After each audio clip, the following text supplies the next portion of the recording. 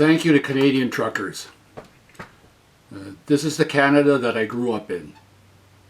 Canadians who are polite, considerate, respectful, but who won't take shit. And truckers, of all people, were the ones that started the snowball, like the domino effect. Isn't that crazy? Isn't that ironic? What irks me the most in this situation is that where was the opposition all this time? Isn't it their job, like, to see if something is not right? If we're all being mistreated? And yet they were all sitting on the fence, like watching the parade go by, and kind of wondering, like, which way the wind is going to blow.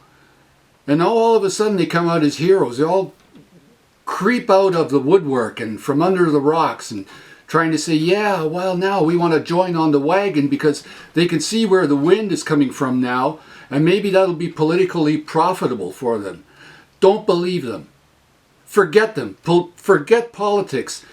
What I love in Canada right now is this visceral gut feeling that everybody has of what is right and wrong. There are no more politics in this. And yet some people will now try to use this to their advantage. Forget them. Forget them. Forget the media.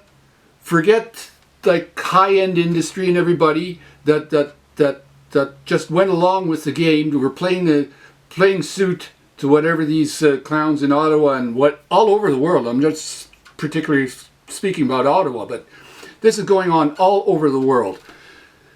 Forget them. We have to come back down to grassroots. Know your neighbor. What is good for your community? What is good for your family?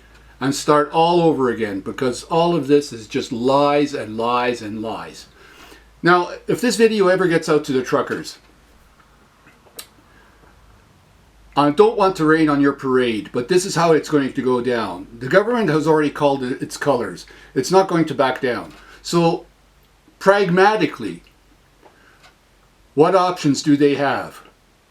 They only have two options, really. One is to step down or to dig in. And I think they might want to dig in because they have too much to lose. So, what they're going to do now is they're going to either use force, and that's to call in the army, because if this goes on longer than they think it might, that's the only option they'll have. Or what they're already trying to do now is undermine the movement and bring back fear and make us pit each other. They're going to pit us against each other once again. And how they're going to do that? Well, they already did it with the Yellow Jackets in France. That's their strategy, is to make all the woes and the problems that are going to occur on the backs of the truckers. Meaning to say, like, the supermarkets won't have any food on the shelves. There won't be any more gasolines on the pump, and everybody is going to say, "Well, yeah, it's because of those truckers. That's their fault." No, don't take that. Don't take it. It's not true.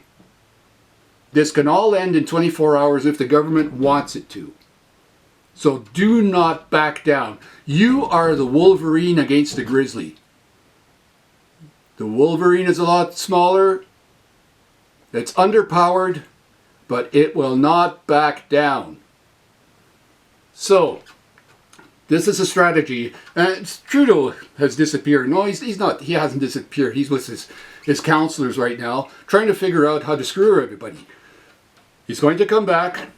We're going to probably play the tough guy, and it's going to be a waiting game. From our perspective, they're to the advantage because they don't care. They have their caviar and their Peking duck and everything delivered to them. We're going to be the ones that have to, survive. So they're going to try to wait it out. And as I said, in the end, they'll probably bring in the army. So one fundamental question now is ask the army straight out what they're going to do. What if the government calls in the army to go against its population. And the police force. What are they going to do? Well, it's going to be set. You're going to have the answer, and you know how to react afterwards. And we're not calling for violence or anything, but that's a probability. Look at the Chinese, what they did in Tiananmen and all the other countries. They bring in the force, try to knuckle the people under in Hong Kong and everything. Yeah, that's a perspective that you must really try to have some foresight in. And then, as I said, the other perspective is the waiting game. Now, how long can we afford to wait? That all depends. That all depends if we sit down and say right now, this is all because of this pandemic. Let's just say that the pandemic is over. Get it in your heads that this is nothing more than a bad flu going around. It's 2 years now. A pandemic fizzles out. And the only respiratory apparatus that needs to be used right now is by the government to resuscitate this virus all the time. Okay? Let's just say it's over. Today it ends. Final. We'll get out of that. Getting back to the political issue. As I said, you have the Conservatives, you have the NDP. Don't forget these guys. Don't forget these guys. Don't forget the media whenever and if all of this pandemic issue ends. Because these guys, when we get out of the pandemic, there's still the problem of millions of Canadians that can't afford to buy a home. The whole household, male, female, daughter, son, even a dog has to work like to get by. You have many, many other issues that need to be taken care of. Apart from that, why don't these guys spend more time on these issues than immigration, racism, woke, all this kind of crap? Surely, yes, sure, they're issues, but they're not the fundamental issues that everybody needs to get on in their lives. So, do not forget these guys. Do not forget these guys. Do not forget what they did. Even the media right now, they're kind of backtracking and trying to make you believe, yeah, well, sure, we did something. We should have done this and we should have done that. They knew very well. People in the government, whether conservative, whether liberal, whether whatever, they knew full well what they were doing. They were playing suit. They were going along with it all the way. And now they're saying, well, yeah, they can see that maybe the tide is turning. And now they're trying to save their skins.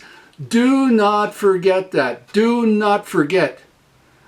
And if you don't forget, if you're a snarling dog, that somebody comes at you with a stick and you snarl, that person with a stick will think twice about hitting you. And that's the way you should be. It's sad. It's sad.